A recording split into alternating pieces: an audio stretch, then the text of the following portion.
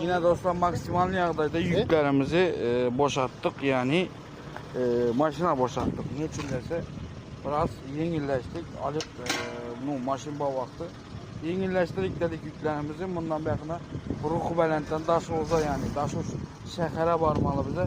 Ana için dostlar hasta yuvas basa veremiz. Benim. Oğlum tuvarım şuraya Türkmenlikler köpeler Gimalay'dan Darpeden Türkmen oğulları çıktı. Velhibet'ten Aşgabat daha soğuk netip kodumundan sonra Aşgabat Türkmenistan bütün Avrupa'na gelmek netibi. Amin. Sağ olun. Yine bir erellen pirlen yurduna geldiniz. Yine ben Aşgay'dan pirde Şapmak Paşa'nın yurdu, Şahanem Galip'in yurdu. Yine Akçagar'ın yurdu. Nasip olsa. 60 erler var. Nasip olsa.